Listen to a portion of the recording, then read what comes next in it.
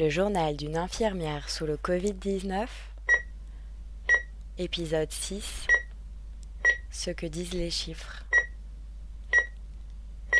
17 avril 2020, j'ai l'impression que ça commence à aller. Enfin, c'est ce que disent les chiffres. C'est ce que j'entends à la télé. Moins d'admissions en réanimation, moins de contagions. Les effets du confinement commencent à se faire ressentir. Personnellement, dans le service, je ne m'en rends pas compte. La réanimation est pleine et quand un lit se libère, il ne reste jamais longtemps libre. Je m'occupe de 2 patients dans un état très grave. Le premier est monodéfaillant, ce qui veut dire qu'un seul de ses organes ne fonctionne plus. Bien sûr, dans son cas, ce sont les poumons, comme tous les autres. On le met sur le ventre tous les jours. Son visage commence à n'avoir plus rien à voir avec ce à quoi il ressemblait en arrivant. Dès qu'on le replace sur le dos, on regarde l'étendue des dégâts. Plus de 16 heures d'appui entre le matelas et la peau. Alors, avec mon aide-soignant, je passe beaucoup plus de temps à nettoyer les plaies. Je choisis des pansements différents en fonction de la blessure. Je lui lave les dents et la langue qui n'ont pu être accessibles pendant toute la séance de DV. Sa tête est très œdémaciée. Les flictènes se sont transformés en plaies. J'aimerais mettre des pansements sur chacune des blessures, mais cela lui recouvrirait entièrement le visage. On a même l'impression que son crâne s'est déformé à certains endroits. Le cordon de la sonde d'intubation creuse la commissure de ses lèvres. Il est tellement œdémacié que je ne peux même plus lui ouvrir les yeux. Mon second patient est dans un état tout aussi grave. En plus de ses poumons, ses reins ne fonctionnent plus. Il est sous ECMO et sous dialyse. Pour que ces 2 machines fonctionnent correctement, il est sous haute dose d'héparine, un anticoagulant. Malheureusement, les effets secondaires de ce médicament se font vite ressentir. À midi, j'alerte le médecin. Le patient ne respire plus. L'oxygène ne passe plus par la sonde d'intubation. J'aspire énormément de sang provenant de ses poumons. J'arrête l'héparine et le médecin fait donc une fibroscopie aspirative. À l'aide d'une sonde munie d'une caméra et d'un système d'aspiration, il tente de retrouver l'origine du saignement et aspire une grande quantité de sang et de sécrétions. Ça suffit pour le moment. Mais à 18 heures, le problème recommence. Je commande des culots de sang en urgence et les médecins reprennent le fibroscope.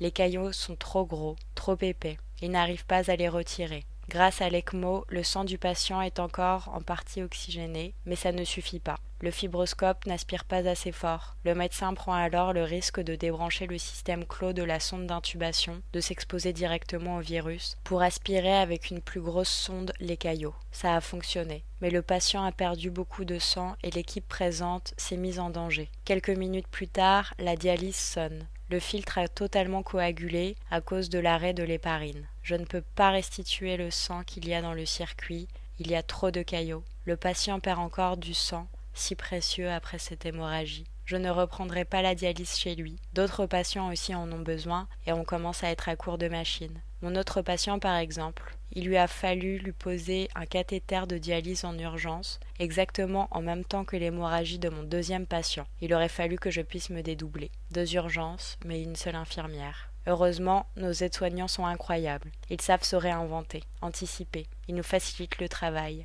Sans eux, rien ne serait possible. Notre plus jeune patient est sorti de la réanimation. Enfin, encore une victoire. 18 avril 2020. Encore une journée dense. Les pauses sont courtes. Le travail n'en finit pas. Chaque tâche est interrompue par une urgence. Je passe des heures à préparer des seringues de sédation. Des dizaines et encore des dizaines chez chaque patient. Les doses pour faire dormir nos patients sont inimaginables. Et dès qu'on essaye de baisser les sédations, le patient se désadapte du respirateur et son état se dégrade. Vers 14 heures, le téléphone du service sonne. C'est un numéro extérieur. Je n'ai pas vraiment le temps, mais je réponds quand même. C'est la femme d'un de mes anciens patients qui avait été transférée dans une autre réanimation. Elle appelle pour donner des nouvelles, pour nous dire qu'il va bien, qu'il est rentré à la maison. Il est encore fatigué, mais il va mieux. Il pourra reprendre le travail dans 2 semaines. Elle me le passe. Je suis émue. Il nous remercie, nous félicite pour notre travail. Je n'ai pas le temps, mais je reste au téléphone avec eux de longues minutes. Entendre sa voix me donne vraiment le sourire. Je m'empresse de le dire à tout le monde.